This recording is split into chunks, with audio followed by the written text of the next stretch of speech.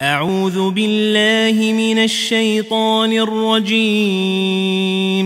بسم الله الرحمن الرحيم. إن الحمد لله نحمده ونستعينه ونستغفره ونعوذ بالله من شرور أنفسنا ومن سيئات أعمالنا.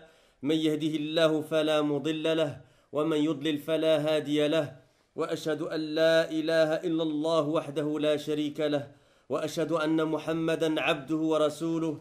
يا أيها الذين آمنوا اتقوا الله حق تقاته ولا تموتن إلا وأنتم مسلمون.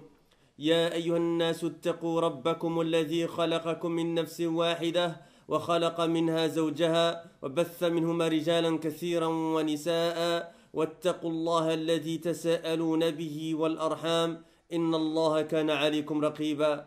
يا أيها الذين آمنوا اتقوا الله وقولوا قولا سديدا يصلح لكم أعمالكم ويغفر لكم ذنوبكم، ومن يطع الله ورسوله فقد فاز فوزا عظيما. أما بعد، فإن أصدق الحديث كتاب الله، وخير الهدى هدى محمد صلى الله عليه وعلى آله وسلم، وشر الأمور محدثاتها، وكل محدثة بدعة، وكل بدعة ضلالة، وكل ضلالة في النار. أما بعد. Donc c'est donc le deuxième cours sous le titre Ils sont la peste des cœurs, innahum ta'un al-qulub, comme je l'ai précisé hier, qui est une khutba, qui est un sermon du vendredi de Cheikh Mohamed Saïd Raslan d'Égypte, hafidahullah ta'ala, qu'Allah le préserve. Et on est arrivé à la parole de l'imam al-Asbahani rahimahullah ta'ala. يقول الأصبهاني الإمام رحمه الله تعالى: والترك مجالسة أهل البدع ومعاشرتهم سنة لئلا تعلق بقلوب ضعفاء المسلمين بعد بدعتهم، حتى يعلم الناس أنهم أهل بدعة، ولئلا تكون مجالستهم ذريعة إلى ظهور بدعتهم. Donc l'imam al-Asbahani rahimahullah ta'ala, il a dit, et ce dans le cadre encore une fois de la mise en évidence des fondements des gens de la sunna et du consensus, et que parmi leurs fondements c'est le fait de détester et de ne pas s'asseoir, de ne pas tenir compagnie aux gens des innovations, et de les détester, de mettre en garde contre eux, de les boycotter, etc. Il dit rahimahullah ta'ala, et délaisser le fait de s'asseoir et de tenir compagnie aux gens de l'innovation religieuse est une sunnah, afin que ne s'attachent pas certains de leurs innovations religieuses au cœur des faibles parmi les musulmans, et afin que les gens sachent qu'ils sont des gens de l'innovation religieuse, et afin que le fait de s'asseoir avec eux ne soit pas un moyen par lequel leur innovation deviendrait manifeste.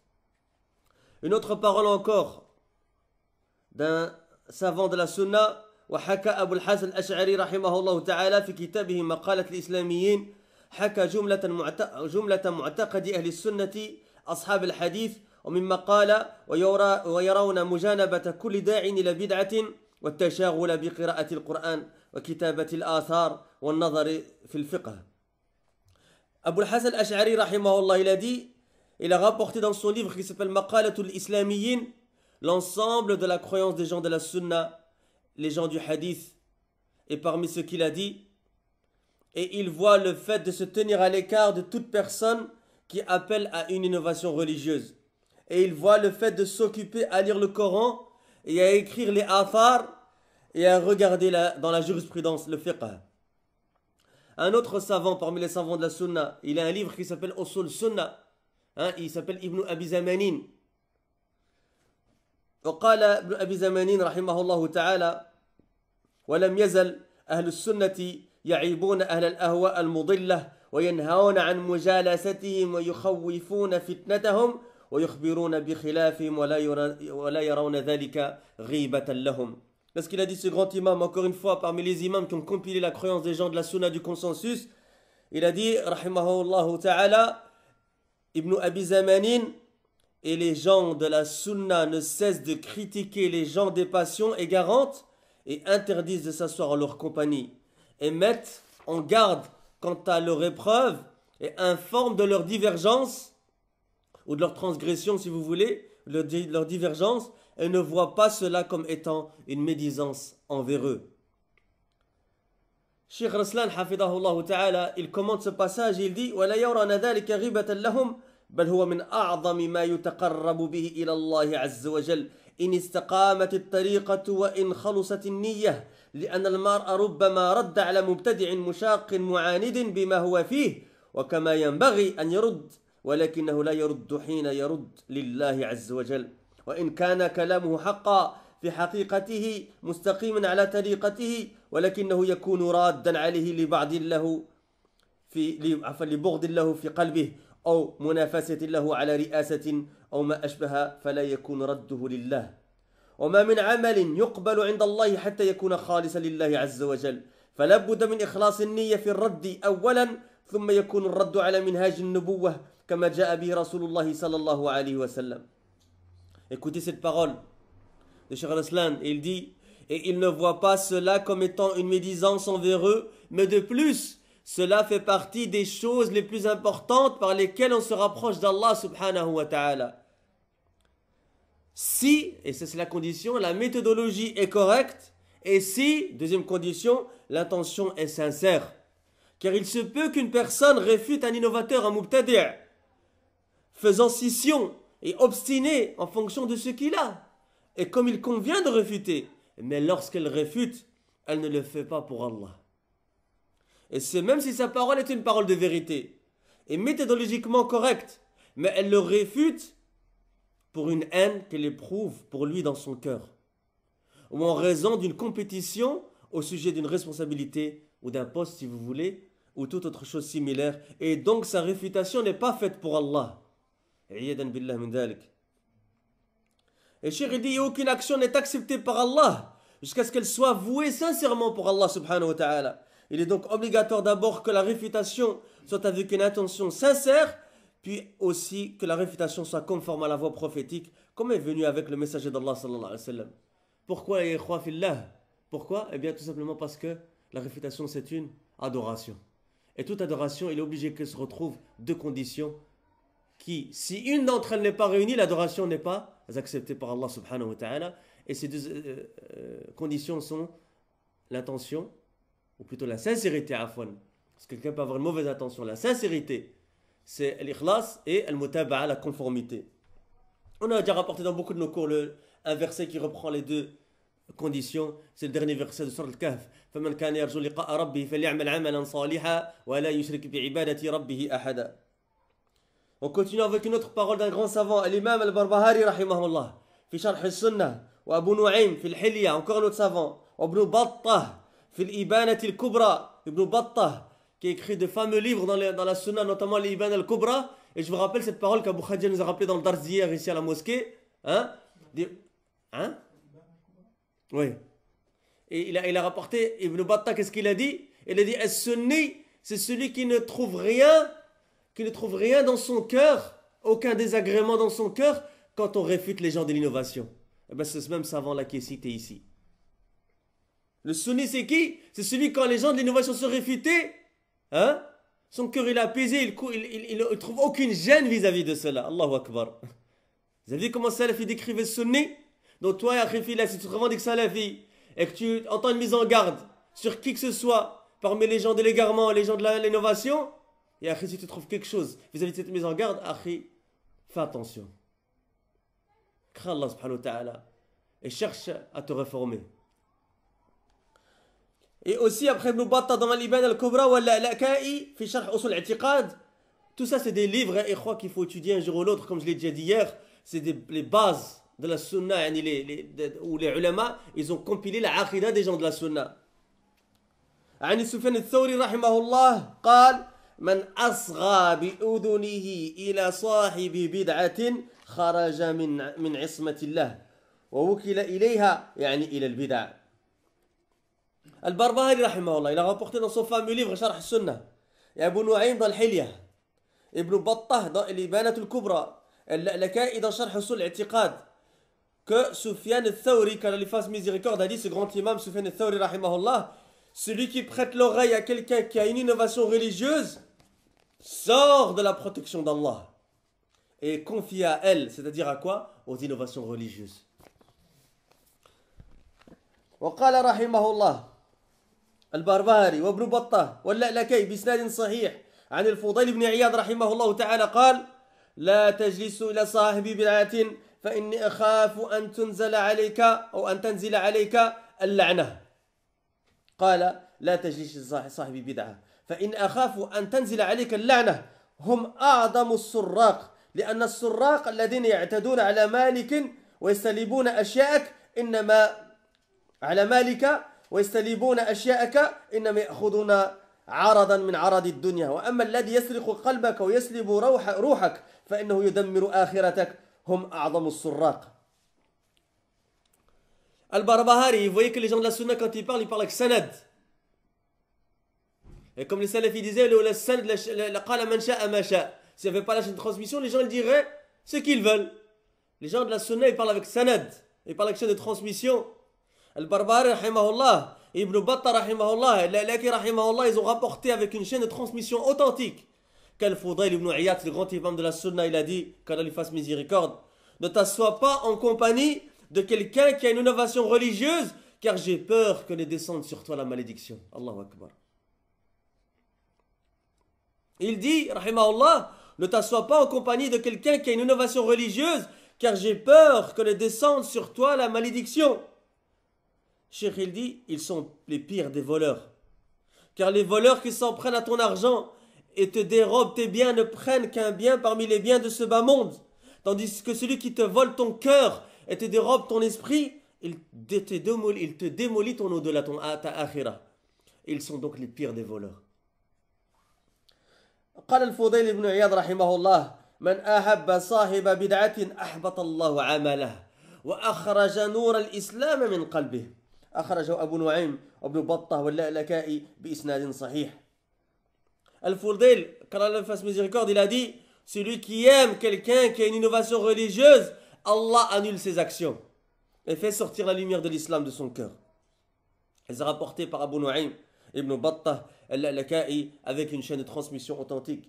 وقال رحمه الله كما ذكر البربهاري وابو نعيم وابن الجوزي في التلبيس إبليس من عظم صاحب بدعة فقد أعان على هدم الإسلام ومن تبسم في وجه مبتدع فقد استخف بما أنزل الله على محمد صلى الله عليه وسلم ومن زوج كريمته من مبتدع فقد قطع رحمها ومن تبع جنازة مبتدع لم يزل في سخط الله حتى يرجع.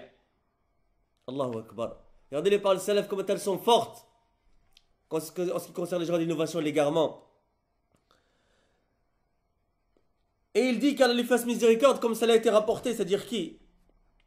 Al-Fudayl. Il a été rapporté par le Barbahari, Abu Nu'aym, Ibn al-Jawzi, dans Talbis Iblis. Celui qui glorifie quelqu'un qui a une innovation religieuse aura aidé à la démolition de l'islam. Et celui qui sourit à la face d'un innovateur aura méprisé ce que Allah a révélé à Muhammad sallallahu alayhi wa sallam. Et celui qui marie sa fille à un innovateur aura coupé sa matrice. Et celui qui suit le cortège funéraire d'un innovateur ne cessera d'être sous la colère d'Allah jusqu'à ce qu'il revienne.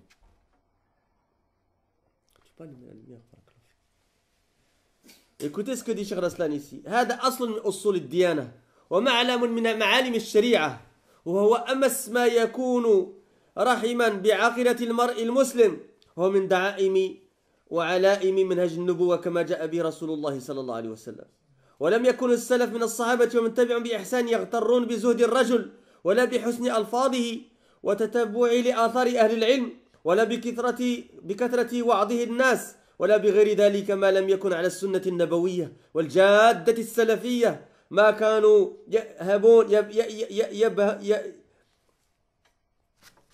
يأبهون له ولا يعبؤون به بل يجعلونه وراءهم ظهرية مع التنفير من طريقته والتحذير من سلوك منهجه. Écoutez cette parole du Cheikh Raslan, hafidahullah ta'ala. Ceci est l'un des fondements de la religion et l'un des symboles de la législation islamique, et c'est ce qu'il y a de plus apparenté à la croyance du musulman. Et c'est l'un des piliers et l'un des signes de la voie prophétique comme est venu avec le messager d'Allah sallallahu alayhi wa sallam. Ni les pieux prédécesseurs parmi les compagnons et ceux qui les ont suivis de manière exemplaire n'étaient trompés par l'ascétisme. C'est quoi l'ascétisme? Cheikh Falah Ismail, dans un des cours, il m'a conseillé, quand on rapporte ce mot en français, de l'expliquer parce qu'il y a un ascétisme, un zuhd, qui est voulu et recherché, et un zoud qui est pas voulu et qui est blâmable. Eh bien, zoud, Cheikh Saleh Al-Fawzan, qu'Allah le préserve, dit dans son explication de Bulugh al-Maram, volume 6, page 209, à son sujet, eh bien, zoud, c'est la modicité dans le désir de quelque chose. Cet ascétisme est demandé et apprécié, mais son sens n'est pas de délaisser ce qui est licite et autorisé, comme le font certains parmi les soufiyas. Ce n'est que le délaissement de ce qui ne te bénéficie pas dans ta vie de l'au-delà, comme l'a dit Cheikh l'Islam Ibn Taymiyyah rahimahullah ta'ala. Donc je répète cette phrase, ni les pieux prédécesseurs parmi les compagnons et ceux qui les ont suivis de manière exemplaire n'étaient trompés par l'ascétisme d'un homme, ni par la beauté de ses paroles, ni par sa connaissance des paroles des gens de science, ni par la quantité de rappels qu'il faisait aux gens, ni par quoi que ce soit d'autre, tant qu'il n'était pas sur la voie prophétique et la voie salafiyya. Il ne lui prêtait aucune considération, et ne lui prêtait aucune attention, mais de plus il lui tournait le dos, et faisait fuir les gens de sa voie, et mettait en garde contre le fait de suivre sa méthodologie. Où sont maintenant les gens par rapport à ça, qui disent « Ya akhi, on n'a rien entendu de mal de lui, il fait que citer les paroles des savants ?» Ya akhi, il donne des cours dans telle université d'Arabie Saoudite, ou dans telle mosquée, ou l'intezkia de tel cheikh, ou quand il parle, on voit de lui la piété, où il rapporte des paroles de tel cheikh, où il explique tel livre, il explique Aqida Tahawiyya. Et Safar Hawali, il n'a pas expliqué l'Aqida Tahawiyya. Est-ce que ça fait que Safar Hawali c'est un salafi? Il faut faire attention, parce qu'il est venu il n'y a pas longtemps en Angleterre, il a sorti cette choubha là. Il a dit à Ikhwa, est-ce que je suis un hizbi? Regardez quel livre je vous ai enseigné. Je vous enseigne Tahawiyya, Al-Wasatiyya. Est-ce que ça fait de moi un hizbi? Ça y est, ça veut dire que celui qui enseigne Al-Wasatiyya et Tahawiyya c'est un salafi. Khalas, ça suffit. Les Mubtadi'a, ils n'enseignent pas le Coran, ils n'enseignent pas la Sunna, ils n'enseignent pas Sahih al-Bukhari, ils n'enseignent pas Sahih Muslim, ils n'enseignent pas l'Aqid al-Tahawiyya, ils n'enseignent pas Kitab Tawhid. Pour certains d'entre eux, ils n'enseignent pas Usul Talata. Est-ce que ça fait d'eux des salafis nécessairement? Là. Il faut voir le manhaj, ya ikhwa. C'est la personne sur quoi elle est. Et quel ilm elle est. Certains disaient, ah, akhi, tu sais, il connaît 100 000 hadiths. Il connaît 10 000 hadiths, c'est un grand muhadith, c'est un savant dans la langue arabe. Ya akhi, c'est un mubtadi', na'am ou la. C'est ça qu'on regarde nous. C'est un salafi, na'am ou la. C'est ça le dabit chez nous.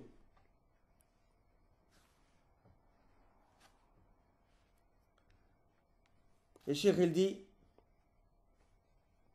وكيف يغترون عندهم الفرقان الذي جاء عن رسول الله صلى الله عليه وسلم وقد أخبر الصحابة عن حال الخوارج ومدى عبادتهم وزهدهم وبين للصحابة أنهم يحقرون صلاتهم مع صلاتهم وصيامهم مع صيامهم وتلاوتهم مع تلاوتهم وهذا الإخبار بهذه الكثرة الكثيرة والعبادة المفرطة جاء في السياق التحذير منهم والذم لهم وعدم الاغترار باجتهادهم فذكر تحذيرا وذكر تنفيرا لم يذكر مدحا ولا إرشادا لسبيلهم ومنهجهم إنما ذكر تنفيرا عنه وتشريدا بهم.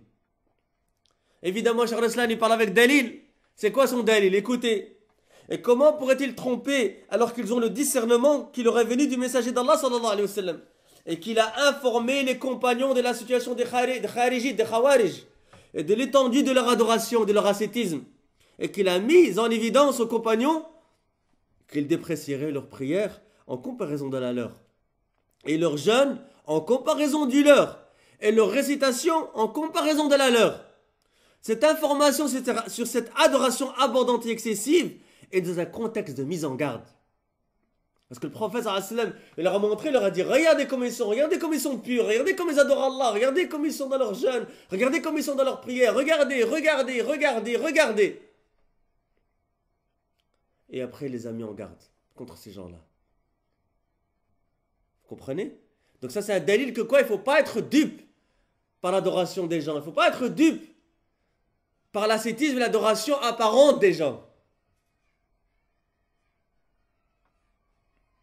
Et il dit ici, cette information sur cette adoration abondante et excessive est dans un contexte de mise en garde contre eux et d'une critique à leur égard et de ne pas être trompés par leurs efforts.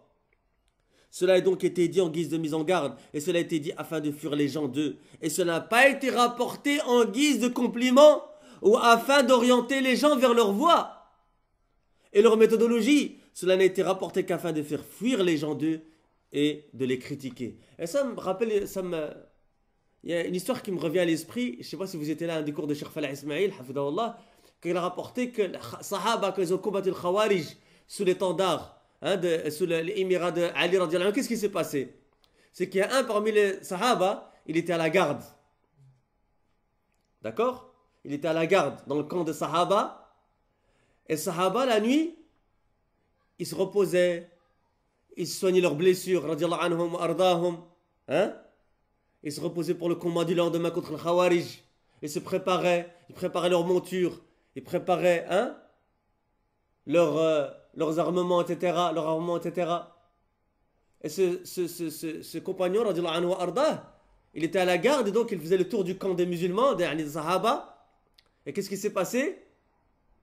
Il s'est rapproché du camp des Khawarij. Et il entendait le bourdonnement, un bourdonnement venir de leur camp, qui était le bourdonnement de leur adoration, de leur lecture du Coran, de leur prière nocturne. Et c'est comme si ça l'avait affecté un petit peu. Mais qui passait par là? Regardez, l'émir, il ne dort pas. C'est Ali radiallahu anhu. Et il a senti ça de lui. Qu'est-ce qu'il a fait? Il s'est assis avec lui, il leur a apporté toutes les narrations du prophète de mise en garde, comme celle-ci notamment, sur les Khawarij, malgré leur grande adoration, etc. Donc, il ne faut pas être dupe. Il ne faut pas être dupe par l'adoration des gens. Il ne faut pas être dupe. Il ne faut pas être dupe par la science apparente des gens. C'est le manhaj, ya ikhwa. C'est le manhaj. Est-ce que c'est le salafi? Na'am amla. Oui ou non? Est-ce qu'il est sur la voie prophétique? Oui ou non? Donc ne soyez pas dupes et ne soyez pas trompés par cela, jazakumullahu khairan. Et quand j'ai dit le camp des musulmans, quelqu'un qui dit qu'il a fait le takfir sur le Khawarij, même si certains ulama, ils voient quoi? Qu'ils sont kuffar ala kulli hal. D'accord? Donc j'ai dit le camp des Sahaba et il y avait en face le camp des Khawarij. On continue. وصف رسول الله صلى الله عليه وسلم الخوارج بحالهم وبين أن قتلاهم شر قتل تحت أديم السماء وأنه إن أدركهم لا يقتلنهم قتل عاد وأن خير قتيل تحت أديم السماء من قتلوه وأنهم يمرقون من الدين كما يمرق السهم من الرمية وأنهم كانوا كذلك مع كثرة عبادتهم لأنهم انطووا على البدعة فلم تغني عنهم عبادتهم شيئا لأن الله جل وعلا لا يقبل من صاحب بدعة صرفا ولا عدلا لا يقبل الله رب العالمين من صاحب بدعة صرفا ولا عدلا حتى يدع بدعته. Le messager d'Allah sallallahu alayhi wa sallam a décrit les Khawarij, les Kharijites comme ils le sont et a mis en évidence qu'ils étaient les pires des tués sur terre et que s'il les rencontrait, alayhi salatu wa sallam, il les tuerait comme le peuple de Ad a été tué et que le meilleur des gens assassinés sur terre est celui que les Kharijites ont tué et qu'ils sortent de la religion comme la flèche sort de l'arc et qu'ils sont comme cela malgré leur abondante adoration car ils sont enfoncés dans l'innovation religieuse. Leur adoration ne leur a été donc utile en rien car Allah n'accepte de celui qui a une innovation religieuse ni repentir ni rançon. La sarfan wa la adla. Ici le terme adl aurait pu être traduit par acte obligatoire et sarf par acte surrogatoire.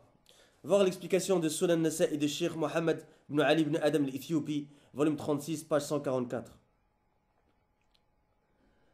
والله رب العالمين لا يتوب على صاحب بدعة فتوبته بعيدة لأن المسكين يحسب بل يعتقد أنه على الجادة فإذا قيل له تب قال أتوب من الطاعة أتوب من المعروف استهجن كلام ناصحه جدا فيبقى على ما هو عليه مقيما حتى يرد الموارد نسأل الله السلامة والعافية.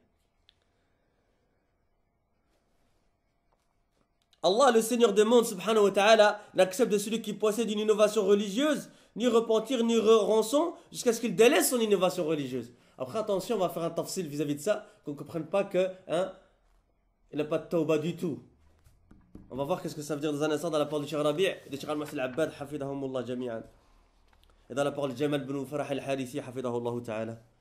Et Allah n'accepte pas de repentir de celui qui possède une innovation religieuse. Alors ici, comme je l'ai dit, il y a un point, il y a une pause à faire ici. Parce que quand j'ai lu ça, je me suis dit que ça pouvait prêter confusion. Même si la parole du shir, hein, elle est comprise par les gens de la Sunna de la bonne manière, mais il y a un tafsil à faire ici.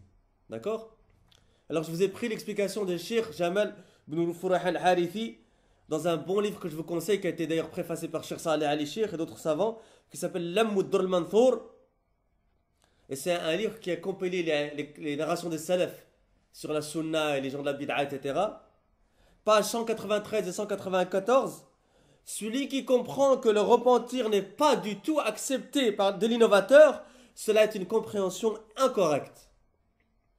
Mais ce qu'il faut comprendre, c'est que l'innovateur ne commet cette innovation que parce qu'il cherche à se rapprocher d'Allah, comme il le prétend.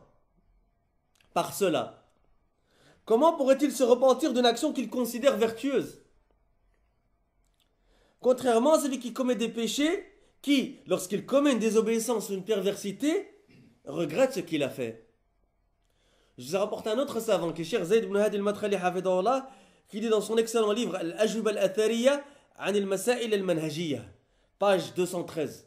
Et ya ikhwa, j'en profite pour faire une parenthèse ici, il y a des livres que chaque salafi, chaque salafia, il doit avoir à la maison. Il y a des livres qui nous ont aidés, nous personnellement, dans la compréhension du manhaj salafi. Et qui nous ont permis, bi'inillah ta'ala, de nous protéger, de mettre une muraille protectrice autour de nous contre les embûches des gens de l'innovation. Le premier livre, moi, que j'ai lu en tête, que j'ai en tête comme ça, dans ce cadre-là, des questions-réponses dans le manhaj, c'est le fameux livre de Cheikh Jamal ibn Furah al-Harithi, qui a compilé les questions-réponses de Cheikh al-Fawzan dans le manhaj et qui les a commentées, qui s'appelle Al-Ajwibatul Mufidatu an Masail an Asilat al-Manhaj al-Jadida. C'est un livre, ya ikhwa, qui existe depuis très longtemps. Hein? Moi, je vous parle de quelque chose qu'on a lu il y a peut-être presque 10 ans maintenant, ou, hein? Mais qui, subhanallah, c'est le genre de livre qui clarifie beaucoup d'affaires. Al-Ajubat al-Mufida an As'ilat al-Manhaj al-Jadida de Cheikh al-Fawzan, mais en fait c'est une compilation de Cheikh Jamal ibn Furah al-Harithi, qui est un cheikh lui-même et qui est un élève de Cheikh al-Fawzan et qui en plus a commenté cela. Et on va référer à ce livre plus tard dans Rad sur Manhaj al-Muwazanat. D'accord? Ça c'est le genre de livre, ya ikhwa, que chaque salafi il doit avoir à la maison. C'est édité par Dar al-Minhaj. Un autre livre, c'est un livre qui vient d'être publié il n'y a pas longtemps, c'est ce livre de Cheikh Zayd ici. Hein? C'est un frère de Médine qui nous l'a rapporté, Zallahu khairan. Il s'appelle Al-Ajubat al-Athariya an al-Masail al-Manhajiyya. Plusieurs centaines de pages, ya ikhwa, que des questions-réponses dans le manhaj. Il y a d'autres livres, comme le manhaj al-Salafi de Cheikh Bezmoul, qui a été d'ailleurs traduit en anglais. Je ne sais pas d'ailleurs ce que les frères francophones ils attendent pour le traduire. À la Kolihal, on a toujours un train de retard, hein, dans ce qui concerne le Masail al-Manhajiyya, même ces derniers temps ça commence à s'améliorer, alhamdoulilah. Et on demande à Allah qu'il nous facilite de le traduire. Le manhaj al-Salafi de Cheikh Bezmoul. Il y en a d'autres, ya ikhwa, qui ne me viennent pas en tête tout de suite comme ça, mais il y a Al-Ajuba, le livre de Al-Fatawa al-Jaliyya de Cheikh Nejmi en 2 tomes. Il y a un nouveau livre qui vient d'être sorti maintenant, alhamdoulilah, que j'ai pu obtenir, alhamdoulilah, qui a été compilé des Masail, des Fawaid dans le manhaj al-Aqida de Cheikh Aoub al-Jabiri, un tome. Hein? D'ailleurs, il y a les ta'liqat de Cheikh Aoub al-Jabiri de Sharh Sunnah al-Barbahari qui vient de sortir aussi. Il y a Usul Sunnah de l'imam Ahmed, le Sharh de Cheikh Aoub qui est sorti aussi, alhamdoulilah. Alhamdoulilah, on a pu tous les obtenir, walillahi alhamd. Hein? Faut obtenir ces livres-là, jazakumullahu khairan. Il y a Sharh Sunnah al-Barbahari, d'ailleurs j'ai quelques copies pour vous si vous voulez ici. Désolé pour les frères et les sœurs qui sont sur internet, mais il y a quelques copies ici. Sharh Sunnah de l'imam Barbahari de Cheikh Rabi' en 2 tomes, il y a quelques copies ici. Ça c'est des livres, ya ikhwa, qu'il faut avoir. Il faut les avoir à la maison. Même si tu ne comprends pas bien l'arabe, prends-les, ya akhi fillah. Stocke-les en attendant et essaie de comprendre. Et stocke-les et apprends l'arabe. Omar ibn Khattab, qu'est-ce qu'il a dit, radiyallahu anhu wa ardah? Alaykum bil arabiyyati fa innaha min dinikum. Apprenez la langue arabe parce que, et c'est alaykum, une obligation, car elle fait partie de votre religion. Ya akhi, si tu as quelques années de salafia derrière toi, que tu connais pas toujours pas la langue arabe, pose-toi la question, ya akhi fillah. Il y a un problème. Demande à Allah tawfiq. Repends-toi de tes péchés. Parce que peut-être que tu as des péchés qui t'empêchent l'ilm. Repends-toi. Reviens vers Allah subhanahu wa ta'ala. Demande à Allah subhanahu wa ta'ala. Lève tes mains, pleure. Qiyam al-layl, dernier tiers de la nuit. Demande à Allah azza wa jalla qui t'apprenne la langue du Coran. Et on demande à tous qu'Allah azza wa jalla nous facilite la langue du Coran et nous donne une compréhension large de la langue du Coran. À la kulli hal, je termine parce que c'était une parenthèse, je la ferme. Cheikh Zayd al-Madkhali hafidahullah ta'ala, il a dit dans son livre donc, que j'ai cité, Al-Ajuba al-Athariya, عن المسائل المنهجية, page 213, le sens de cela est que celui qui est sur une innovation religieuse en général ne se repent pas car il considère ce qu'il fait comme un acte d'adoration et une religion. Vous voyez l'importance d'avoir ce genre de livre à la maison? Moi, quand je dois préparer ce genre de cours, je me dis, mais comment je vais expliquer ça maintenant, frère? Alors je commence mes recherches, alhamdoulilah, je tombe sur ce genre de livre et je tombe sur ce genre de paroles qui clarifient ce genre de alhamdoulilah. Et je suis apaisé. Pourquoi? Parce que je sais qu'alhamdoulilah, les frères et les sœurs, ils vont partir, inch'Allah, avec la compréhension correcte de ce genre de masaïl-là. On continue. Et Allah, on revient sur ce point-là, et Allah n'accepte pas de repentir de celui qui possède une innovation religieuse. On a compris maintenant ce que cela veut dire. Se repentir est donc loin car le pauvre, il pense et même il croit qu'il est sur la vérité. Et si quelqu'un lui disait repens-toi, il répondrait me repentir d'un acte d'obéissance, me repentir de ce qui est convenable. Il désapprouverait énormément ce qu'il lui dit celui qui le conseille et resterait sur ce qu'il est sans changer jusqu'à ce qu'il revienne aux sources et nous demandons à Allah subhanahu wa ta'ala le salut et la sécurité. Je continue les frères ou pas? Est-ce que vous avez du son toujours sur internet?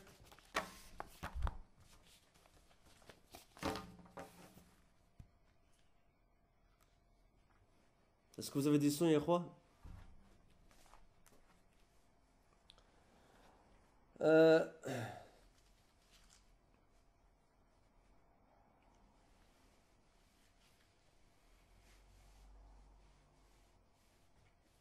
فهم الصحابة رضي الله عنهم عن النبي صلى الله عليه وسلم فلم يغتروا بحال الخوارج لما ظهروا ولم يغتروا بمقالهم بل أدركوا مواطن التلبيس في كلامهم فلما رفع الخوارج شعارهم وقالوا لا حكم إلا لله قال علي رضي الله عنه كلمة حق أريد بها باطل.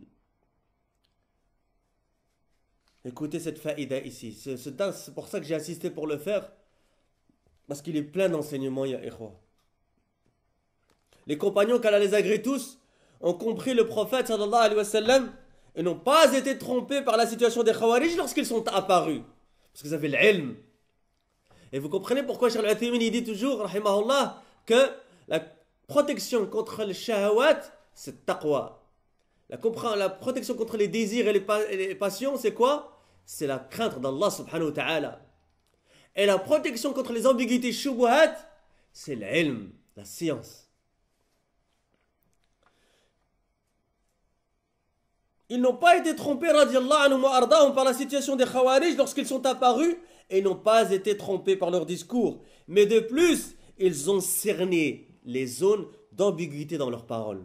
Lorsque donc les Khawarij ont proclamé leur slogan en disant, et on en entend beaucoup des slogans de nos jours, hein, le jugement n'appartient qu'à Allah.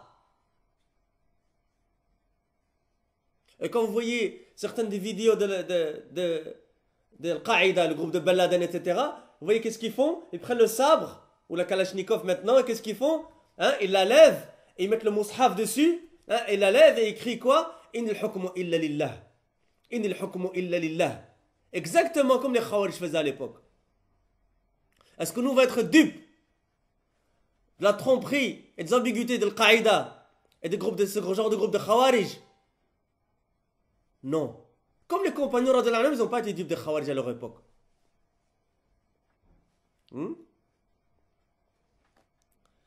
Lorsque donc les Khawarij ont proclamé leur slogan en disant le jugement n'appartient qu'à Allah, Ali radiallahu anhu, qu'est-ce qu'il a dit? C'est une parole de vérité par laquelle ils veulent quelque chose de faux. Allahu Akbar. Kalimatu haq, inil hukmu illa lillah. Walakin urida biha batil. Ce que vous cherchez par là, c'est quelque chose de faux. Et combien de gens d'innovation de nos jours, et de l'hizbiyoun, ils disent des fois quelque chose de vrai, mais ils cherchent quelque chose de faux par cela.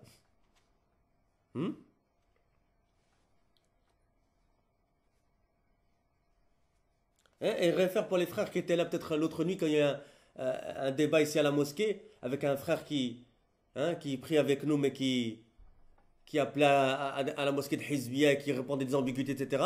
Et regardez, Allah l'a fdah parce qu'il s'est retrouvé devant les frères et devant les frères douat, etc., devant tout le monde et il a dû s'expliquer. Walillahi alhamd. Qu'est-ce qu'il répondait comme ambiguïté? Oui, Abu Khadija, c'est pas un savant. C'est vrai. Mehdi, c'est pas un savant. Naam, c'est vrai. Mais qu'est-ce que tu cherches par là? En sachant qu'il n'a pas parlé sur moi, il a parlé juste sur Abu Khadija. Qu'est-ce que tu cherches par là? Tu cherches à attaquer le manhaj de la personne, ya akhi fillah. Tout le monde sait que c'est pas un savant. C'est notre frère et il fait da'wa ici, mais on sait très bien que c'est pas un savant. Mais qu'est-ce que tu cherches par là? Tu cherches pas à établir quelque chose qui est connu de tout le monde. Toi, quand tu vas chez des jeunes convertis et tu vas chez des nouveaux, etc., tu leur dis ça. Qu'est-ce que tu cherches par là? Tu cherches à attaquer le manhaj de la personne et à couper le lien entre ces frères-là et leurs enseignants. Ça me rappelle exactement. C'est vrai ou pas? Kalimatu haq urida biha batil. C'est vrai, naam, on sait très bien que c'est pas un savant. Mais pourquoi tu le dis? Ouais, Hassan Abou Asma, c'est pas un savant, akhi. C'est pas un cheikh. Naam, on sait très bien. Sulman Hayiti, akhi, c'est pas un savant. Naam, on le sait très bien. Suleiman Godloupi, c'est pas un savant. Naam, on sait très bien. Mais qu'est-ce que toi tu cherches par cela? Qu'est-ce que toi tu cherches par cela? Tu cherches à attaquer le manhaj et la da'wa de ces gens-là. Ne soyez pas dupes, ya ikhwa. Ne soyez pas dupes, jazakumullahu khairan.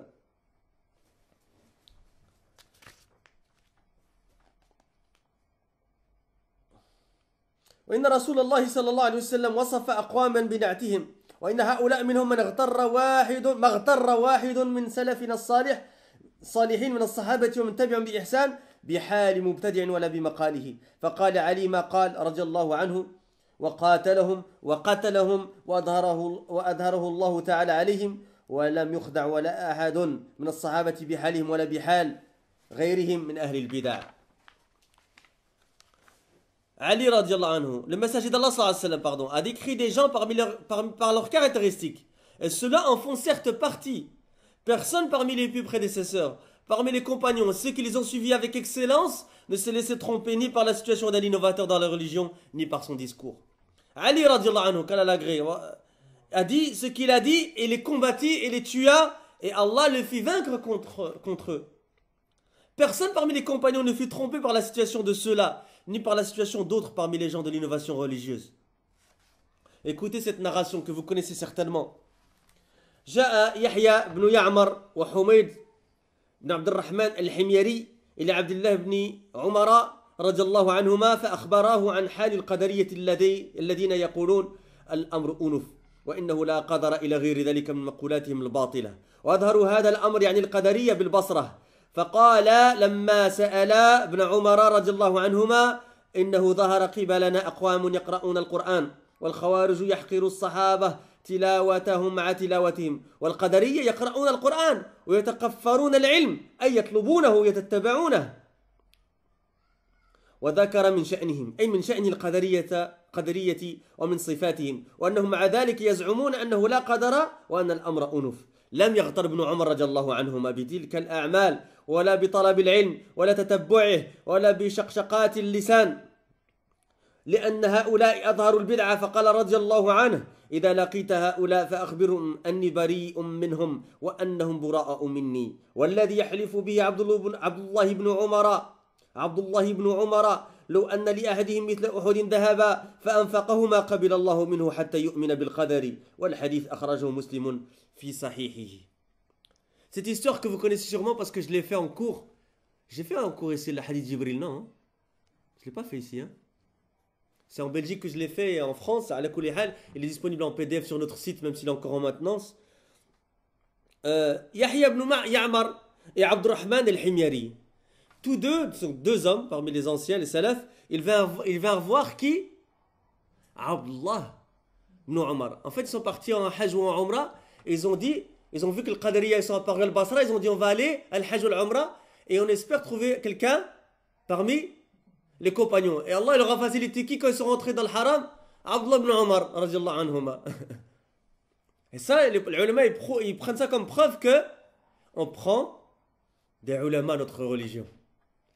Hein? Tabi'in, ils prenaient des sahaba.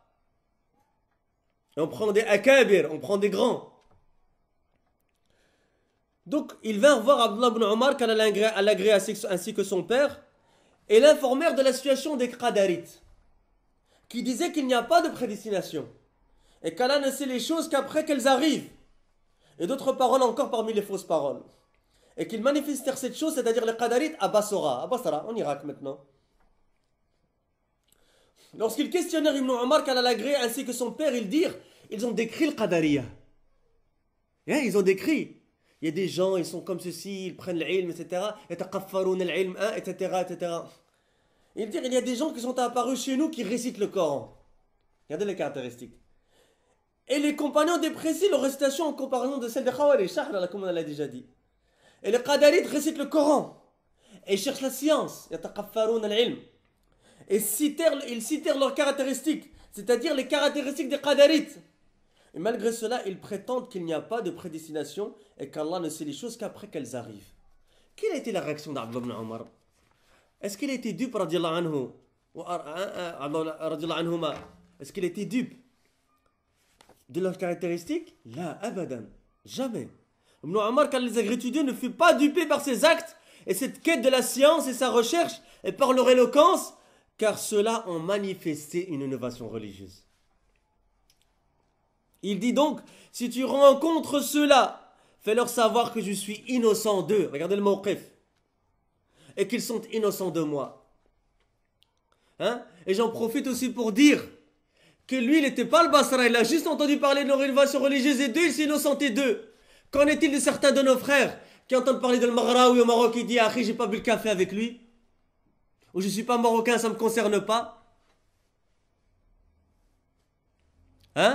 Ou bien certains qui sont de nos frères musulmans mais qui ne sont pas salafis, mais qui disent quoi? Ils disent non, Ben Laden, moi j'ai pas bu le café avec lui, moi j'ai rien à voir avec lui. Subhanallah al-Adim. Et Cheikh Rabi' a bu le café avec Ben Laden? Et Cheikh Ben Baz il a bu le café avec Ben Laden? C'est une histoire de cappuccino maintenant le manhaj. Subhanallah al-Adim.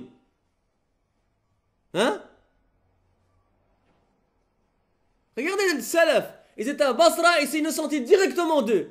Je suis innocent d'eux et ils sont innocents de moi. Regardez le mawqif de salaf.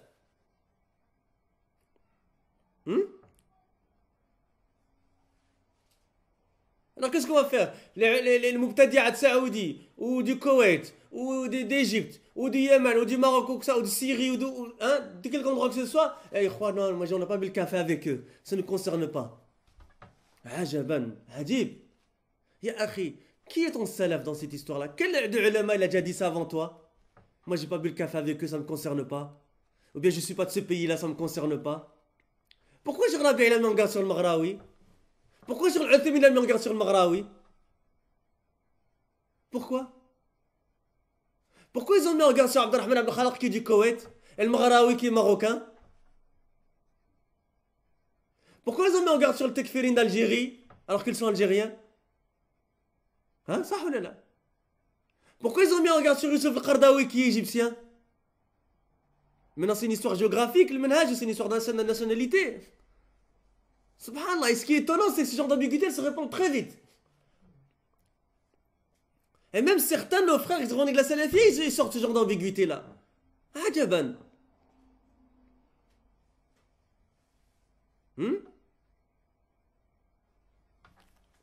Écoutez Abdullah ibn Omar. Et que celui qui veut suivre le Sahaba, eh bien qu'il écoute cela et qu'il le mette en application. Et ça je rappelle la phrase qu'il a dit à Abu Khaja hier, il a dit une phrase très juste. Il a dit, le salafi c'est pas comme une feuille morte comme ça que le moindre vent il amène d'une rue à l'autre. Ici il a fait référence à la mosquée Hizbiyya qui est pas loin de la nôtre. Mais nous on dit la même chose. Subhanallah, il y a des gens, ils sont salafis, alhamdulillah.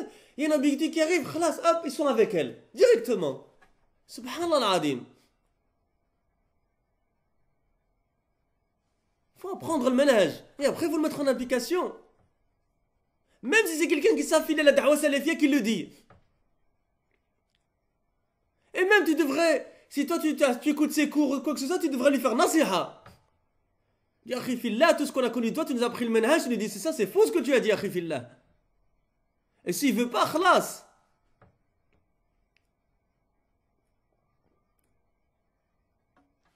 Alors Ibn Omar radiallahu anhuma, il ne fut pas dupé par ses actes. Et il dit donc, si tu rencontres ceux-là, fais-leur savoir que je suis innocent d'eux. Et qu'ils sont innocents de moi. Et par celui, c'est-à-dire, et qu'ils jurent par Allah, et par celui par lequel Abdullah ibn Omar jure, si l'un d'entre eux venait à donner en aumône l'équivalent de la montagne d'Uhud en or, Allah n'accepterait pas cela de lui jusqu'à ce qu'il croie en la prédestination. Et donc, c'est l'Abbad dans son explication de Charles Hadith Jibril, parce que c'est ça le Hadith Jibril. C'est pour ça qu'il a rapporté le Hadith Jibril à Ibn Omar pour utiliser la preuve sur la croyance au Qadar, khayrihi wa sharrihi. Hein? Et l'imam Muslim, il a rapporté cette histoire pour rapporter la raison pour laquelle Ibn Omar il a rapporté ce hadith. Le hadith de Jibril qu'on appelle, qui est fameux comme le hadith de Jibril, c'est les ulama. Et Charles Masel Abbad dans le faouid de ce hadith, dans les bénéfices tirés de ce hadith, il a dit ça, on prend de cela le mawqif. Hein, la prise de position ferme des salafs et des compagnons en ce qui concerne l'innovation religieuse.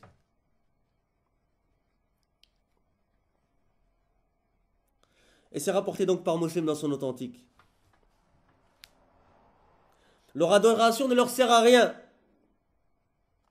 لا تغني عنهم عبادتهم شيئا ولا يغني عنهم اجتهادهم شيئا ولا وعظهم يغني عنهم شيئا ما داموا على البدعة فإن استقاموا فالقليل يجزئ واليسير مجزئ والبركة فيه حينئذ لأنه على جادة رسول الله صلى الله عليه وسلم.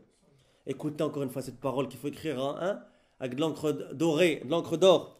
Leur adoration ne leur sert à rien, leur effort ne leur sert à rien, et leur discours ne leur sert à rien tant qu'ils sont sur l'innovation religieuse. S'ils sont sur la droiture, peu leur suffirait. Et ça me rappelle une parole des salafs qui disait Al-iqtisad ala sunnah khayrun min ijtihad ala al-bid'ah. L'économie sur la sunna est meilleure que l'effort dans la bid'ah. Parce que si c'est peu, même sur la sunna, alhamdoulilah, c'est accepté. Il y a le baraka, comme dit le cheikh ici, il dit s'ils sont sur la droiture, peu leur suffirait et il y aurait la bénédiction car ils seraient sur la voie du messager d'Allah sallallahu alayhi wa sallam. قال البربهاري رحمه الله في شرح السنة واعلم رحمك الله أن العلم ليس بكثرة الرواية والكتب إنما العالم من اتبع العلم والسنن وإن كان قليل العلم والكتب ومن خالف الكتاب والسنة فهو صاحب بدعة وإن كان كثير العلم والكتب لا تغترن بأحد أحد حتى تضعوا على المحك على الكتاب والسنة بفهم الصحابة ومن تبعهم بإحسان فإن استقام حاله فبها ونعم عين وإن لم يستقم حاله فاجعله دبر أذنيك وراءك ظهريا ولا تلتفت إليه ولا تعرج عليه ولا أضلك وإلا أضلك وحرفك عن الصراط المستقيم. Al-Barbahari rahimahullah, qui a écrit dans Sharh Sunnah, et il dit d'ailleurs dans Sharh Sunnah, sache qu'Allah te fasse miséricorde, que la science n'est pas le nombre de narrations et de livres. Le savant n'est que celui qui suit la science et les sunan, et c'est même s'il a peu de science et de livres.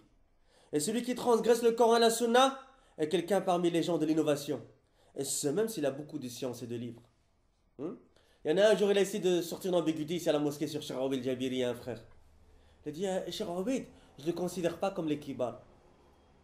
Parmi les kibars. Déjà, t'es qui toi pour dire ça? Tu te prends pour Charles Fawzan ou quoi? Hein? T'es qui toi pour dire ça? Toi, la mahala laka min al-i'rab. T'as aucune fonction d'analyse grammaticale, aslan. Hein? C'est une expression pour dire t'as rien à voir, tu ne prends même pas en considération ce que tu dis de toute façon. Pourquoi vous savez pourquoi il a dit ça? Cheikh Obeid Jabiri, il n'a pas beaucoup de livres. Allah hawla wa la quwwata illa billah. Cheikh Obeid Jabiri, c'est un cheikh qui est aveugle. Comment tu veux que Cheikh Obeid Jabiri écrive un livre? Et en sachant que le temps, il l'a rendu mensonger. Pourquoi? Parce que les livres de Cheikh Obeid, ils sortent beaucoup. Parce que, alhamdulillah, Cheikh Obeid, il a des élèves, alhamdulillah. Hein? Les mashayikh les considèrent. Moi, j'ai assisté à une dawra en 2003 avec Cheikh Obeid Jabiri, on a fait quelques livres avec lui. Il y avait pas mal de mashayikh qui étaient là. Le seul qui parlait, c'était Cheikh Aoub el-Jabiri. Qui était là? Cheikh Falah Ismail.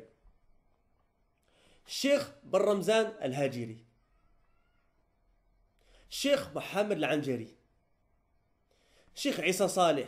C'est un cheikh que vous ne connaissez pas qui est à Bahreïn. Hein? Il y en a un autre qui était là mais qui a dévié. Je préfère même pas citer son nom. On cite son nom, comme ça on met en garde sur lui. On cite son nom. C'est Fawzi, qu'on appelle Athari, mais qui est plus Athari, qui est Fawzi al-Haddadi. Hein? Fawzi al-Bahreini, que je connaissais d'ailleurs personnellement, subhanallah. Hein? Quand je lui téléphonais ou que je le voyais, il me reconnaissait directement. Alhamdulillah, quand les ulama ont parlé sur lui, on l'a délaissé directement. Alhamdulillah. Hein? Et maintenant il critique Cheikh Rabi'i, il critique le Mashir, il dit qu'ils ont l'Irja, il critique Cheikh l'Albani, etc. Hein? Sallah al-Tabat. Qu'Allah le guide. Subhanahu wa ta'ala. Hein? Qu'Allah le guide. Eh bien, tous ces Mashirs-là, ils étaient assis et c'est Cheikh Aoubed qui parlait. J'ai assisté devant moi des frères anglais d'Angleterre ici, et parmi eux il y avait Hassan, notre frère Hassan Somali, qui ont posé une question à Cheikh Al-Anjari parce qu'il parle très bien anglais. Une question dans le fiqh. Cheikh Al-Anjari, il a écouté la question, et puis il a traduit à Cheikh Falah Ismail qui était à côté de nous, qui était dans le même cercle. Cheikh Falah Ismail a écouté la question, et puis il a demandé à Cheikh Aoubed qui était plus loin. Regardez l'adab. Cheikh Al-Anjari parce qu'il considère Cheikh Falah comme étant plus savant que lui. Et Cheikh Falah Ismail parce qu'il considère Cheikh Aoubed comme étant plus savant que lui.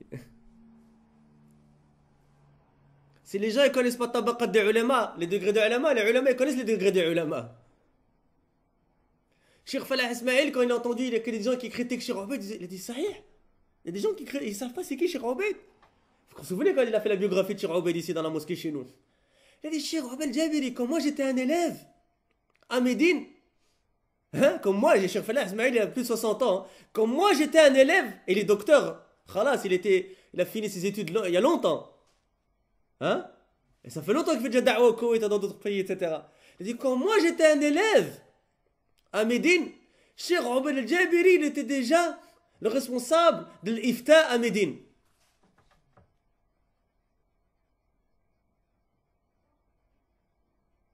De l'Ijna Da'ima et de l'Ifta. À cette époque-là, qu'est-ce qu'on va dire aujourd'hui, Ikhwa? Alhamdulillah, je vous annonce la bonne nouvelle que les frères qui viennent de revenir de Médine, etc., ils ont annoncé la bonne nouvelle que les cours de Cheikh Aoubed, ils sont remplis de gens. qu'Allah, avec surtout toutes les fitanes, les dernières fitanes, etc., Allah Azza wa Jalla l'a élevé.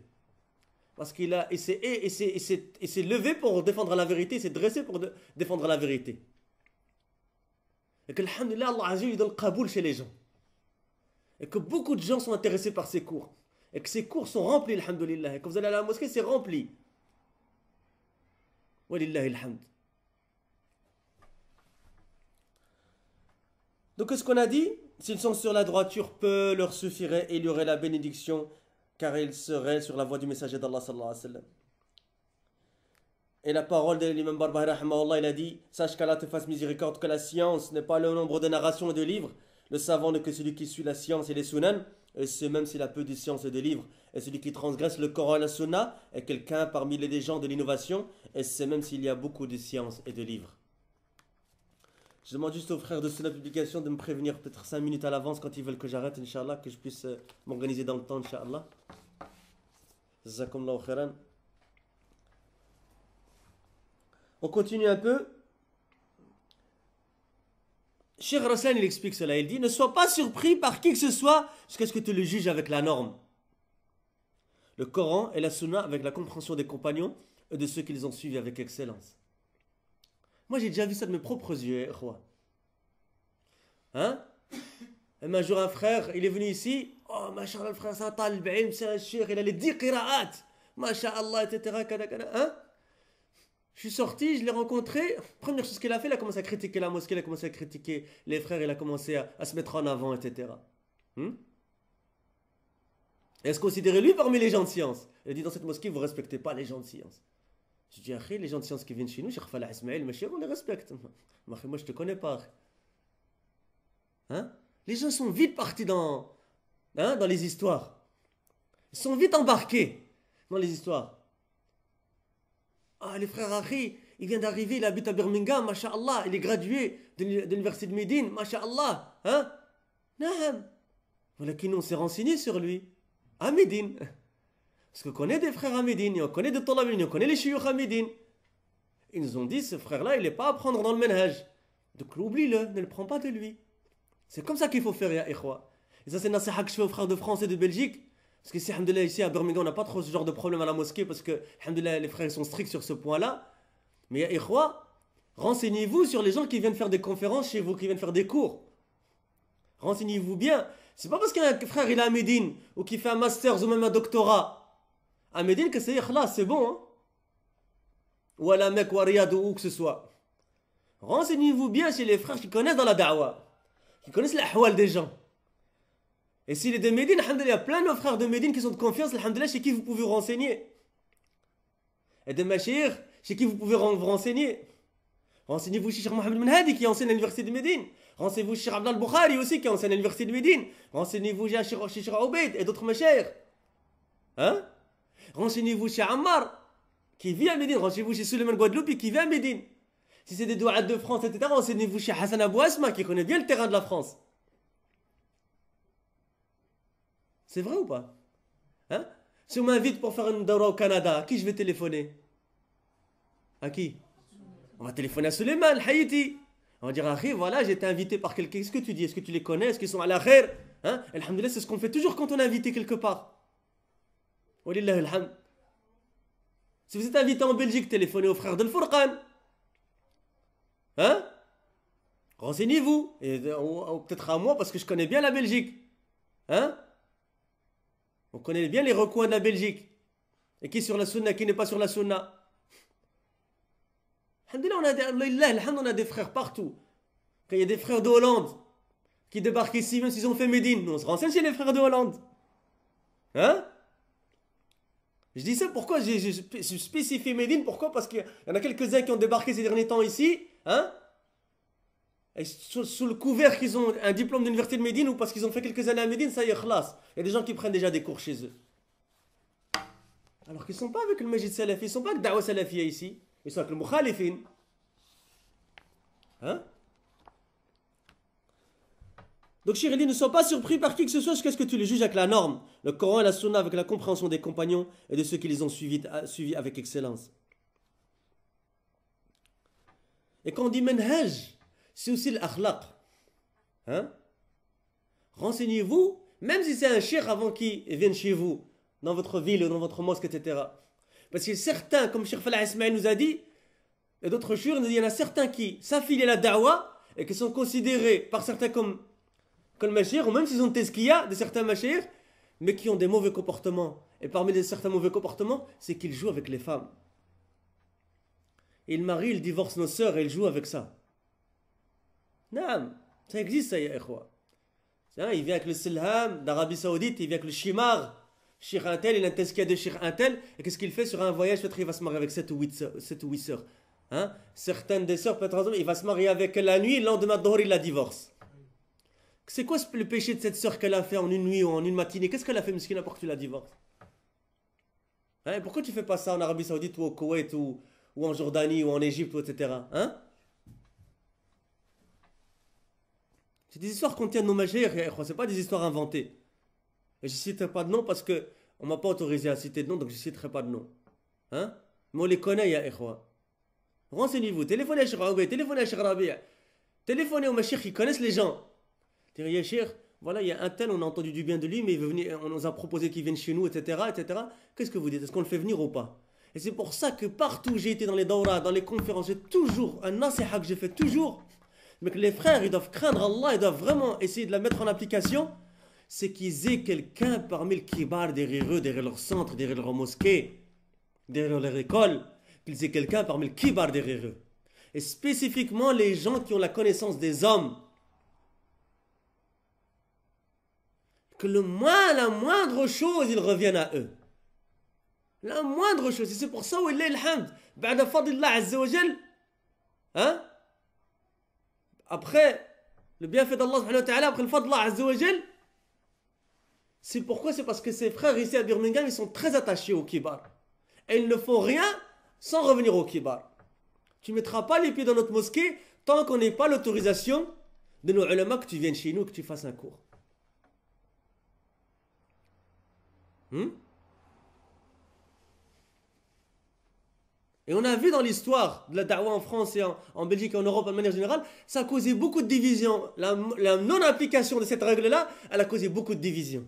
Pourquoi? Parce que des frères ils prennent un mawqif sur cette personne et d'autres frères non, ils l'invitent quand même. Et voilà, ça divise les frères en deux.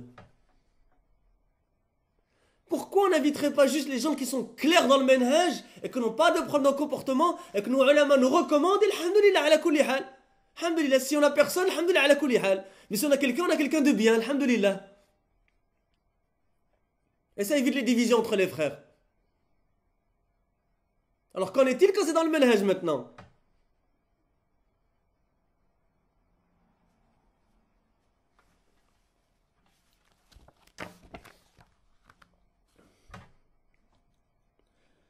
S'il est sur la droiture, alors tant mieux, quel plaisir. Et s'il n'est pas sur la droiture, alors donne-lui le dos et ne te retourne pas vers lui et ne t'arrête pas auprès de lui, ou sinon il t'égarera et te fera dévier du chemin de droiture.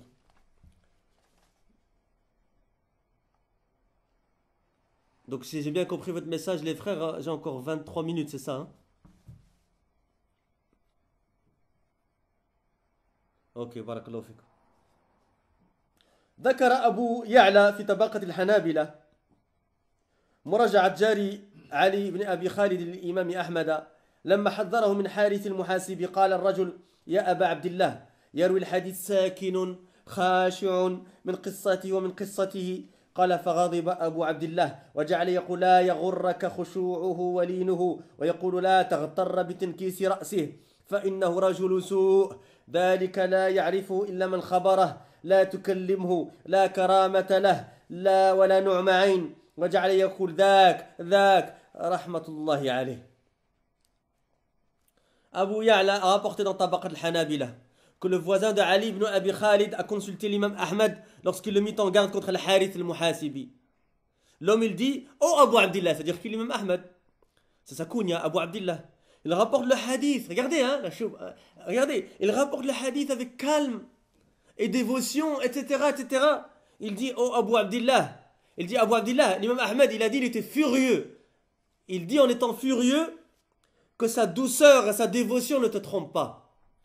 Il dit, ne sois pas trompé par l'abaissement de sa tête, car c'est un mauvais homme. Celui-là ne le connaît que celui qui ne le connaît bien. Ne lui parle pas d'égard envers lui, et aucun plaisir. Et il se mit à dire, celui-là, qu'Allah fasse miséricorde à l'imam Ahmed. Hein? Ça, c'est par la dévotion et l'ilm. Qu'en est-il de certains qui sont trompés de nos jours par certains qui se prétendent des du'at d'Allah Azza wa Jal? C'est même pas pour leur dévotion. Non, c'est juste pour leur style. Ou le fait qu'ils ont l'air cool à la télévision parce qu'ils font ils font des vidéos où ils sont sur des yachts et des bateaux. Hein? Ils ont des t-shirts. Ils parlent comme les jeunes. Hein? Où ils font des pièces de théâtre. Où ils font des sketchs. Et ça fait rigoler les gens. Hein? Tous des styles que les gens aiment bien parce qu'ils sont sur Twitter ou sur Facebook. Ou bien parce qu'ils sont stylés, ils sont bien habillés, etc. Ou ils présentent bien à la caméra. Ou parce qu'ils parlent le langage des jeunes. Subhanallah al-Adim. Regarde le manhaj. Regarde le manhaj. Et ici, Ikhwa, je fais référence à qui? On le nomme, ya Ikhwa. Je fais référence à Rachid Abu Hudayfa, à ce genre de frère. Comment quelqu'un qui a tant soit peu de connaissance de manhaj salafi, il peut considérer ces gens-là comme des salafis? La hawla wa la quwwata illa billah. Sur une plateforme, sur un podium, ils sont trois et clairement, ouvertement, ils citent les gens de science à qui il faut revenir. Qui? Abu Ishaq Hawayni, Mohamed Hassan. Le troisième, je l'ai oublié, je ne sais pas si vous pouvez me le rappeler.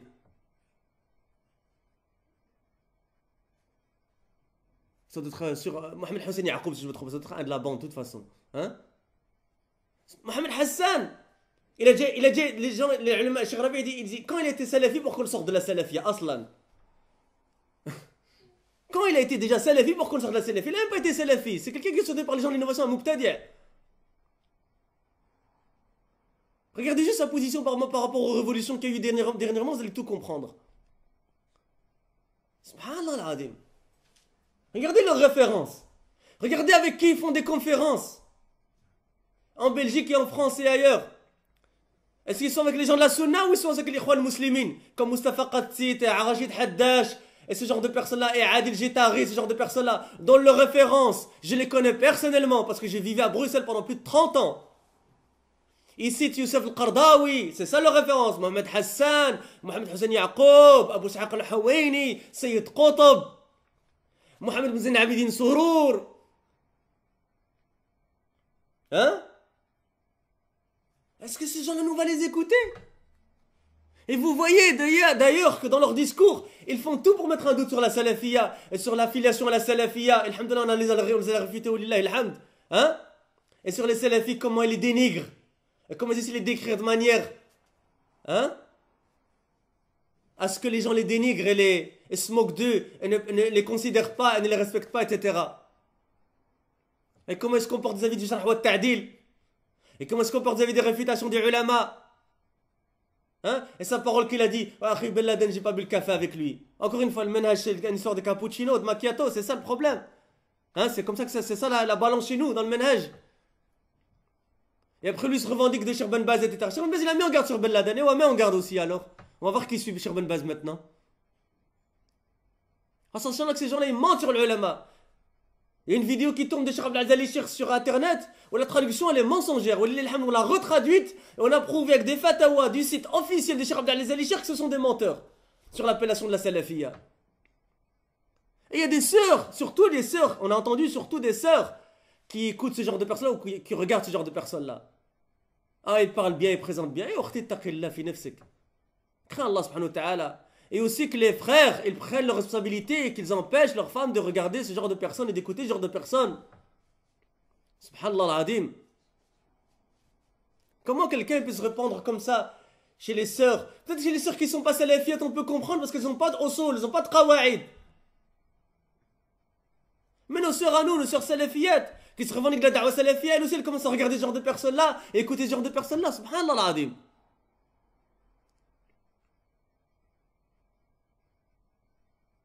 Il y en a un d'entre eux dernièrement, en sachant que moi je l'ai fait, je lui ai envoyé un email à Rachid Abou Hadifa.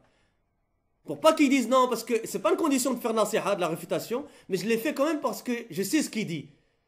Et il n'a jamais répondu. Et je l'ai invité à se repentir à Allah Azza wa Jal. Et il n'a jamais répondu depuis le Ramadan passé, ça fait 1 an maintenant. Et un de ceux qui sont avec Rachid Abou Hadifa, parce que je l'ai vu dans une vidéo, je ne le connaissais pas, mais rien que parce qu'il disait, je disais que celui-là, il n'a pas l'air d'être un salafi. Et quand je l'ai vu avec Rachid Abou Hadifa, que j'ai entendu ce qu'il a dit, ça m'a convaincu, alhamdulillah.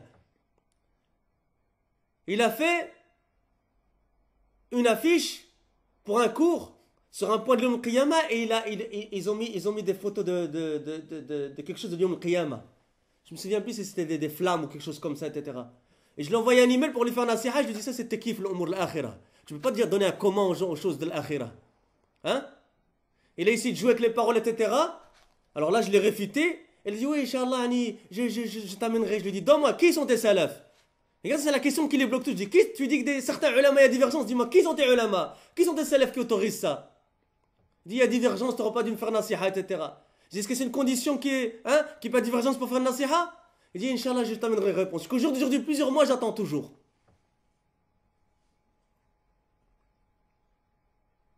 Ils sont indépendants des ulama, ces gens-là. C'est ça le caractéristique. Je lui dis, qui sont tes salafs? Il n'a jamais répondu jusqu'au jour d'aujourd'hui. Et après on les voit sur des yachts, hein, vous savez c'est quoi un yacht, hein, des bateaux, hein, des bateaux à vitesse rapide comme ça un peu, ça fait luxe et on bronze au soleil, on fait un dars et pour montrer que l'istiqama c'est pas si difficile. Est-ce que vous avez un alim faire ça? Est-ce que vous avez vu Cheikh Rabi' sur un yacht faire la promotion de l'istiqama comme ça? Est-ce que vous avez un de nos frères salafis parmi les tollab l'ilm? Est-ce que vous avez un de nos frères faire ça? Mais les jeunes, certains jeunes, ils aiment bien ça. Hein? Parce que s'ils connaissaient avant l'istiqama, etc., et ça ressemble à certains clips qu'ils avaient l'habitude de voir avant, mais maintenant, ça, avec la couleur de din, alors c'est encore mieux.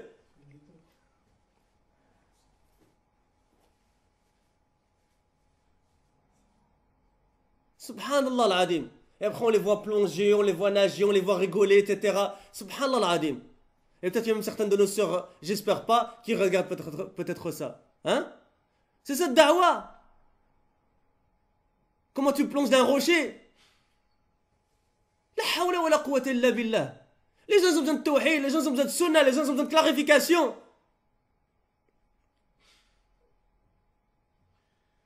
Rien quelqu'un qui se respecte, même s'il n'a pas beaucoup d'ilm, rien qui voit ça, ça devrait lui suffire. Et après tu les vois dans d'autres vidéos sur un cheval. Et vous rigolez, c'est des choses vraies qu'on a vu nos propres yeux, Naam. Avec des anachid, etc. et kada, et cheikh un tel, et cheikh un, il s'appelle Shuyukh, masha'Allah. Il y a sa zouaj, il rachète Abu Hudayfa, etc. Il y a sa zouaj chez le vague, rachète Abu Hudayfa. Il y a sa zouaj chez un salafi, demandez au frère de Bruxelles, nous on le connaît. Il dit ouvertement le Qardawi, hafidahullah, il est avec les Khan musulmans, etc. Tu les vois dans les manifestations pour la Palestine, etc. Subhanallah al-Adim. Les gens ils veulent absolument qu'ils soient salafis, même s'ils ne le sont pas. Même si certains d'entre eux ils réfutent l'affiliation de salafis, non, ils veulent qu'eux soient salafis.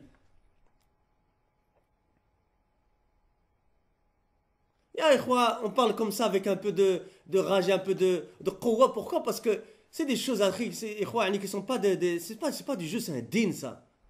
C'est un din. C'est un din. Wallah alhamd. Allah les expose de plus en plus.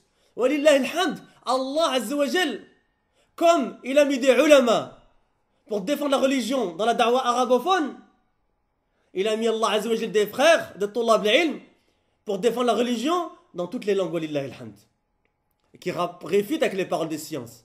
Comme en anglais ici, alhamdoulilah, on a les frères qui réfutent avec les paroles de science les gens qui rapportent leurs ambiguïtés en langue anglaise. Et bien également en français, alhamdoulilah, il y a nos frères, Al-Malik al-Faransi, hein?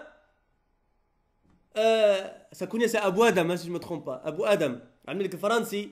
Il y a Suleiman Haïti, Al-Hassan Abu Asma, Suleiman Guadeloupi, et d'autres frères, alhamdoulilah, qui sont occupés à réfuter ces gens-là. Zamullahu khairan. Et à montrer l'égarement. Mais encore une fois, ce qui m'étonne moi personnellement, c'est comment dans certains cercles qui se revendiquent salafis, on peut retrouver ce genre de références-là, on peut retrouver ce genre de cours-là, ce genre de vidéos-là, etc. Subhanallah al-Adim. Vous avez oublié la parole de Mohammed ibn Sirin? Eh bien, lisez-la de temps en temps alors si vous l'avez oublié, pour vous rafraîchir la mémoire. Inna hada al-ilma dinun, fanduru amman ta'khuduna dinakum.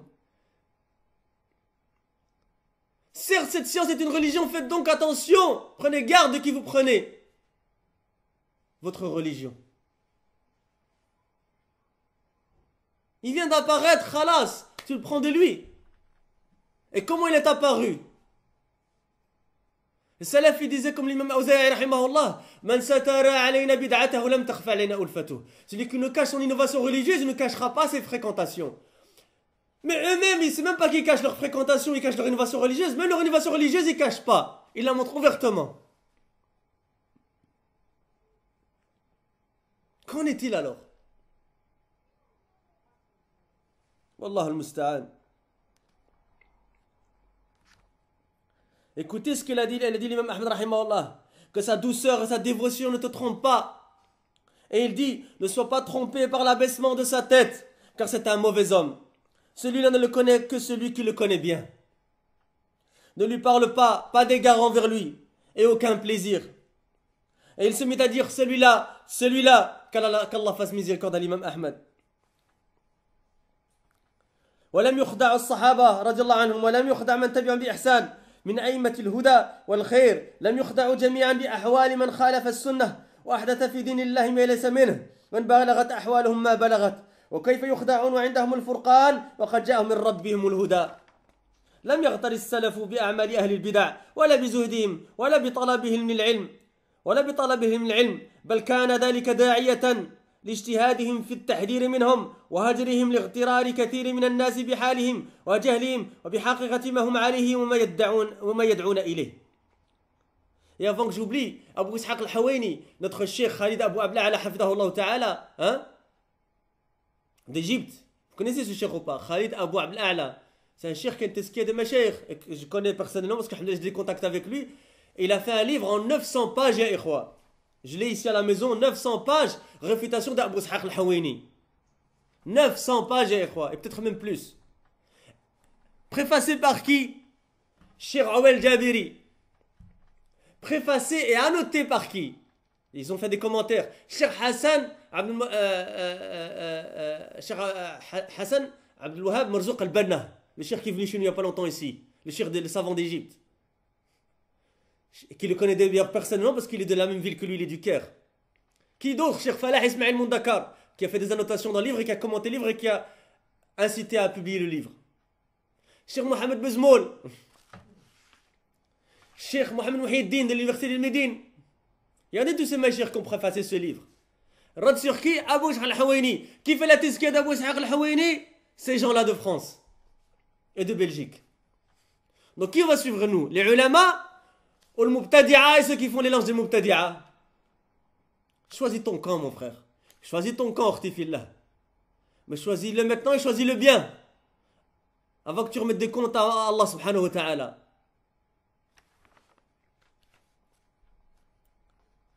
Donc on a dit quoi? Et les compagnons, que Allah les agrée tous, ne furent pas trompés. Et ceux qui les ont suivis avec excellence parmi les imams de la guidance et du bien n'ont pas été trompés. Nul d'entre eux n'a été trompé par les situations de ceux qui transgressent la sunna et innovent dans la religion, ce qui n'en fait pas partie, et ce, quelle que soit leur situation. Comment pourraient-ils être trompés alors qu'ils ont le discernement et que la guidance leur est venue d'Allah subhanahu wa ta'ala?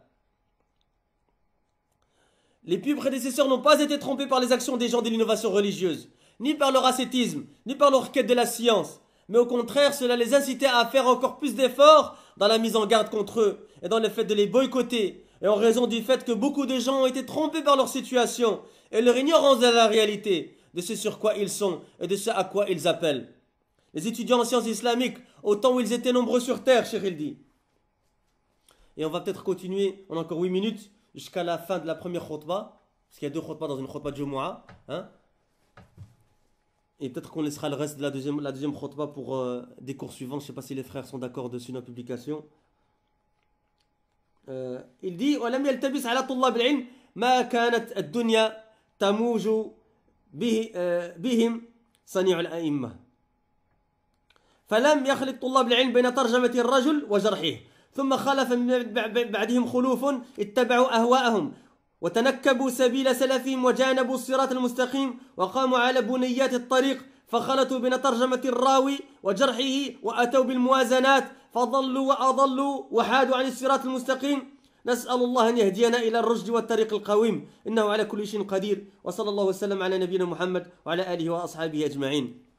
Cheikh al-Islam, il termine hafidahullah ta'ala cette première khutbah en disant: comment pourraient-ils être trompés alors qu'ils ont le discernement et que la guidance leur est venue d'Allah? Les pieux prédécesseurs n'ont pas été trompés par les actions des gens de l'innovation religieuse, ni par leur ascétisme, leurs autres qu'on a déjà définis, ni par leur quête de la science. Mais au contraire, cela les incitait à faire encore plus d'efforts dans la mise en garde contre eux et dans le fait de les boycotter en raison du fait que beaucoup de gens ont été trompés par leur situation et leur ignorance de la réalité, de ce sur quoi ils sont et de ce à quoi ils appellent. Les étudiants en sciences islamiques, au temps où ils étaient nombreux sur terre, n'avaient aucune confusion concernant le travail des imams.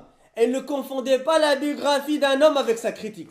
Pourquoi on dit ça? Parce qu'il y a une shubha qui est très connue chez les gens des shubhat, mais qui est très connue chez nous aussi, parce qu'on l'a réfuté, alhamdoulilah, les ulama l'ont réfuté. Eh bien c'est quoi? C'est que quand tu dis le mal de quelqu'un, tu critiques quelqu'un, tu dois dire son bien. Ce que les ulama appellent manhaj al-muwazanat. Et dans le prochain cours, Inch'Allah, on va réfuter ça en détail, Inch'Allah. C'est-à-dire que tu dois faire l'équilibre. Mais attention, ils essaient d'utiliser des preuves. Regarde l'imam Dahabi, rahimahullah, qu'est-ce qu'il a fait dans Sira A'lam Nubala? Quand il dit le mal d'un mubtadi, il dit aussi son bien. Et c'est ça qu'il a dit, Cheikh, ici. Il dit, les talab'im, les anciens, ils n'ont jamais eu de problème avec cela. Parce qu'ils n'ont jamais fait la confusion entre la biographie et la critique. La biographie, naam, tu dis les deux, mais dans la critique, tu dis pas les deux. Comme on va le voir Inch'Allah dans le prochain cours, Cheikh Jamal ibn Furah al-Harithi, hafidahullah ta'ala, qui est à Riyad et qui est l'élève de Cheikh al-Fawzan, dans son annotation du livre de Cheikh al-Fawzan, des questions-réponses que j'ai citées tout à l'heure, Al-Ajub al-Mufida, page 49 à 60, il fait 11 pages de réfutation, Cheikh al-Fawzan et Cheikh Jamal ibn Furah al-Harithi, 11 pages de réfutation sur cette règle-là de Muazanat. Et il dit, regarde, même les juifs et les chrétiens ils ont des hasanat. Et Allah Azza wa Jalla a critiqué dans le Coran, il n'a pas dit leur hasanat. Et quel doué de raison, sans parler d'étudiants en sciences islamiques, il dit que tu dois lire leur bien. quand tu les critiques. Cette règle, elle est batila dans la critique. Et comme l'a dit Cheikh Al-Albani, parce que tu diminues la force de la critique quand tu fais cela. Et lui, il va te dire, Jazakallahu khaira. Quand on fait une critique, on dit que le mal des gens. Dans la biographie, c'est autre chose. Et il dit le cheikh ici, les étudiants en sciences islamiques au temps où ils étaient nombreux sur terre n'avaient aucune confusion concernant le travail des imams et ne confondaient pas la biographie d'un homme avec sa critique.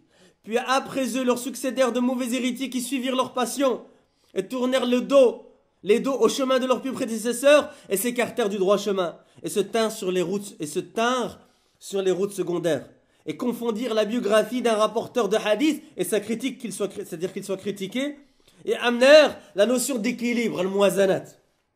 C'est-à-dire, comme je l'ai dit, le fait d'imposer de dire le bien d'une personne lorsqu'on la critique.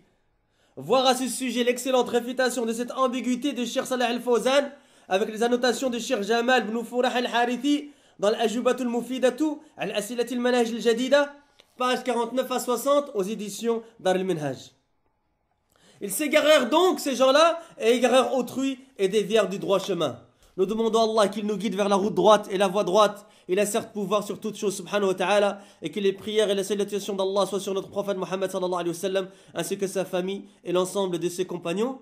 Et donc peut-être que le prochain cours, peut-être pas demain, hein, parce que c'est peut-être l'Aïd samedi, peut-être que les gens veulent se préparer, etc. Et demain on sera peut-être occupé le soir, etc. Inch'Allah, donc tenez-vous au courant, les frères de Birmingham, on se tient au courant ici, sinon sur Twitter on se tient au courant aussi, via mon compte ou le compte de SPF Birmingham ou le compte de Sunna Publication, aussi le site de Sunna Publication. C'est quoi le site de Sunna Publication? C'est sunnapublication.com, c'est ça?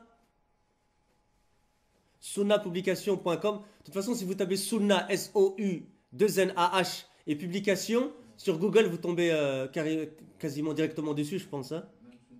Ouais, hein? D'accord. Donc, Sunna Publication. Tenez-vous au courant pour le prochain rendez-vous, Inch'Allah. On essaiera que ce soit pas dans trop longtemps pour pas qu'on perde le fil. Wa jazakumullahu khairan wa subhanakallahumma bihamdik ashhadu an la ilaha illa anta astaghfiruka wa atubu ilaik wa hayyakumullah, et on se voit donc au prochain cours, Inch'Allah.